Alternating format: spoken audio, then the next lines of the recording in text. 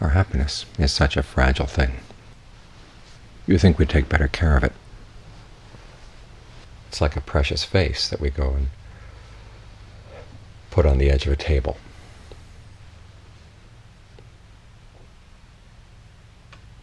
Or leave out in the driveway. We're out in the middle of the street, where it's bound to get broken.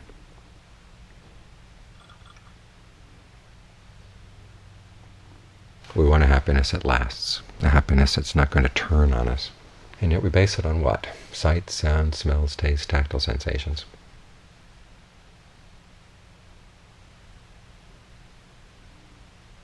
And yet are these things ever stable and lasting? They do provide pleasure. The Buddha never denies that.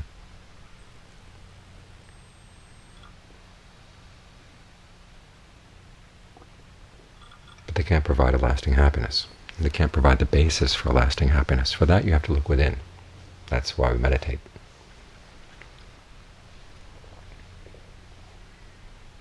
So that our happiness doesn't have to depend on the pleasures outside. When the mind is well trained, you can live with those pleasures. The Buddha doesn't force you to abandon them. He just asks you to stop clinging to them, to stop feeding on them so desperately.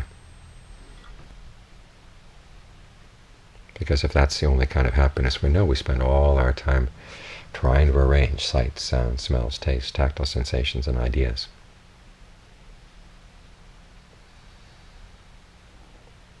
And they don't stay under our power. They keep going off and doing other things. Like your body. You can control it to some extent, but there are an awful lot of things that happen in the body that you have no control over at all.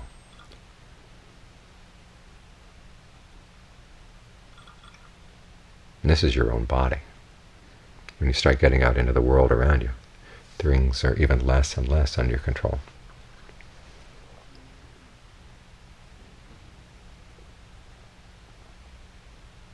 But as the Buddha said, unless you see another alternative to pain aside from sensual pleasures are where you're going to look.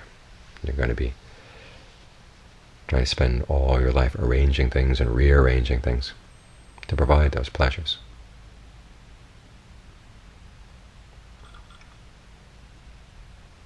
Only to see everything come crashing down. So that's why we look inside, to work with the breath. To get beyond the sensual level, the Buddha says there's a level of form, which is the way you sense the body from within. This too changes, but you're getting closer and closer to something that's more and more under your control. You can adjust the breath. You can take the sense of ease that comes when the breath feels comfortable coming in, comfortable going out, and the mind is put aside for at least for the time being, its obsession with things outside. There comes a sense of ease, a sense of well-being. You can take that and you can work it through the body. The image the Buddha gives is of a bathman kneading water through a ball of bath powder. Today we might say it's like a cook kneading water through flour to make dough for bread. This is something you can work with, something you can do, something that's more under your control, something you can tap into at any time.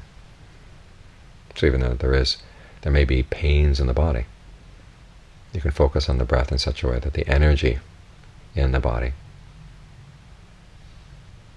can help either alleviate the pain or at least provide you an alternative place to focus your attention.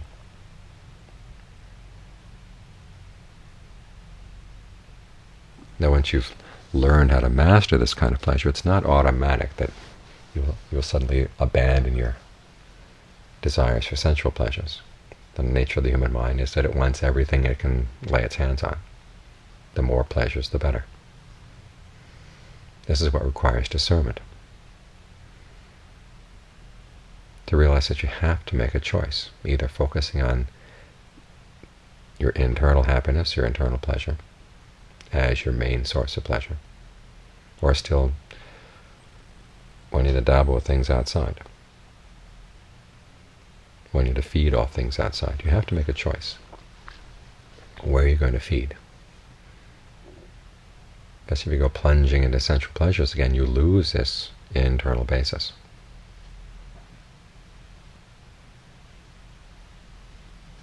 So again, it's not a matter that as a meditator you have to run away from sensual pleasures. You just have to change your attitude towards them, realizing that they're not the basis and they can't provide the basis for any real lasting happiness. And that you've got to learn how to hold on inside.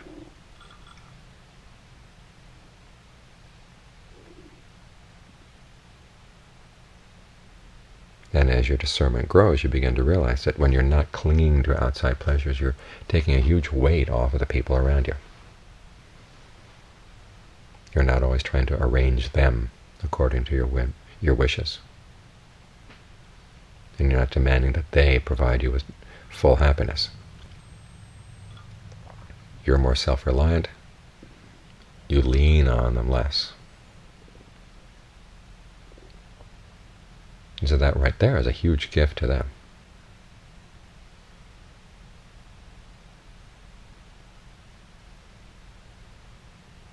So it requires a combination of tranquility and insight to get the mind firmly established in a good, dependable state of concentration and to keep it there.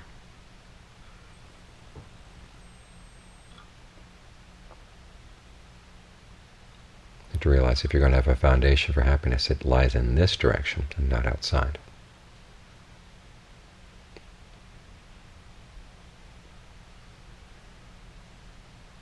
So that means one, steadying the mind with the sense of the breath, and learning how to watch out for when it slips off. This is one of the reasons why walking meditation is such an essential part of the practice, because you learn to maintain this center even as you move around and negotiate with the world around you. It takes an adjustment in your sense of your center of gravity and of the things that you have to keep an eye on as you go through life.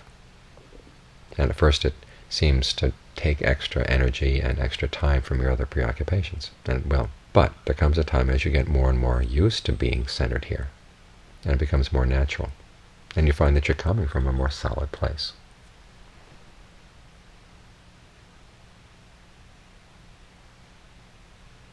So that after walking meditation, you can try other more complicated activities,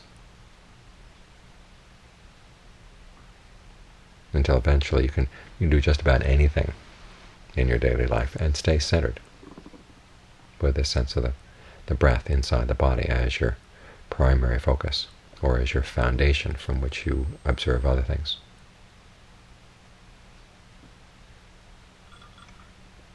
So that's the settling and the steadying side.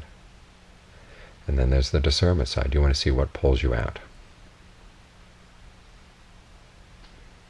This gets easier as your concentration gets stronger. The more still the mind is, the more it can catch these other little movements of the mind as they go out. But at the same time, you have to reflect. It's not simply the power of concentration that's going to enable you to give up your attachments to wanting to feed off this, that, and the other thing outside. You have to be able to watch. When the mind goes out after those things, what is it like? How does it feel? What does lust feel like? What does anger feel like? What kind of lies do they tell you?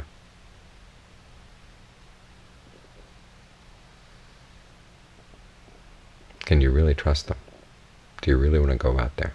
What happens when you do? And having a good state of concentration inside gives you something to compare things with, but you've got to be consciously making the comparisons and seeing the areas where you can focus on things outside in a certain way so that your center is not disturbed, and other ways of focusing, i.e. involving greed, anger, and delusion, and all the other unskillful mental qualities that knock your center off it, out of kilter.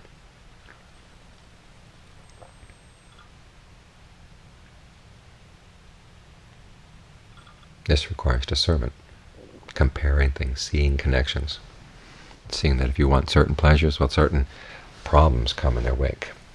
And you have to be able to gauge, are they worth the effort?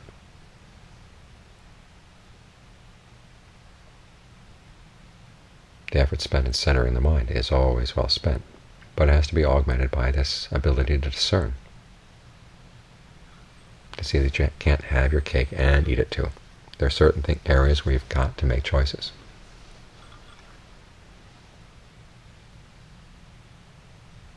And primarily the choice is in terms of attitude. Again, you can still live with the people you love and enjoy their company,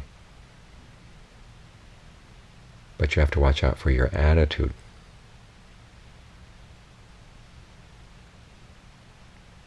The extent to which you cling to them, the extent to which you feel that your happiness has to depend on them.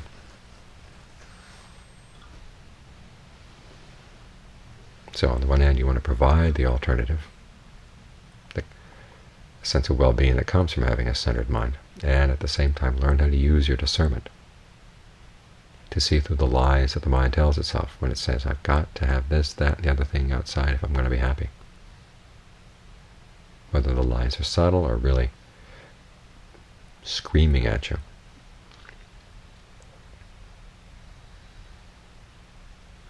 You've got to recognize them for what they are. The mind is kind of playing make-believe.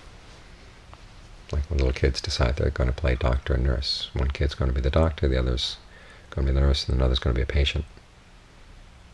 Well, they know they're not really doctors, nurses, or patients.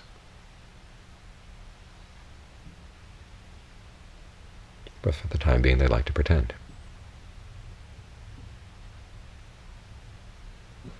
What's a habit in the mind? And sometimes it pretends in ways that it forgets that it's pretending.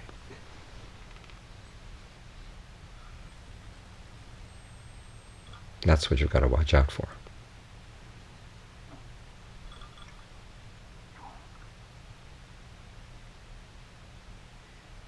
This is why the Buddha said that honesty is the basic prerequisite for practicing the Dharma. Not only being honest with other people, but especially being honest with yourself about what the mind is doing, where it's trying to base its happiness, and the results that it actually gets.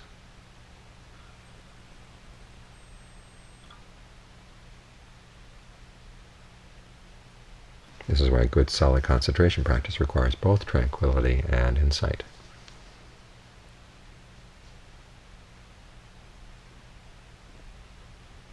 Because neither without the other can really do the job. You've got all these wonderful insights, but there's no actual sense of pleasure and ease that comes from settling down with the breath. You're going to stay stuck in sensual pleasures. And if you try to deny that, the mind will go sneaking out and finding surreptitious ways of doing it. If you have the concentration without the insight, as I said, it's simply one other place where the mind can rest for the time being, but then it's willing to drop that for other things very easily. Or it can lie to itself, saying, well, I can maintain the concentration and still be involved in greed, anger, and delusion. Nothing happens. Nothing goes wrong. And you turn a blind eye to all the damage that those things are doing to the mind.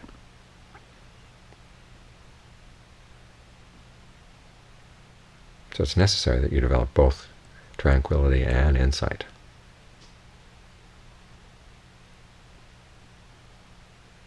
So you can avoid the dangers of being attached to sensuality, you can avoid the dangers of being attached to the concentration in an unhealthy way, or of being attached to both in an unhealthy way.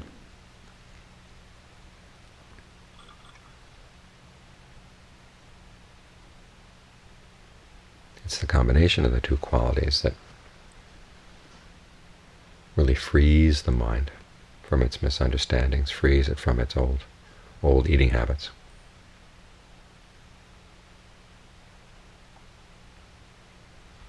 And provides it with a happiness where there's no desperation at all. There's no fear at all, because ultimately the happiness that comes when you break through to the unconditioned, that can't be threatened by anything. Nothing can touch it. It's simply there.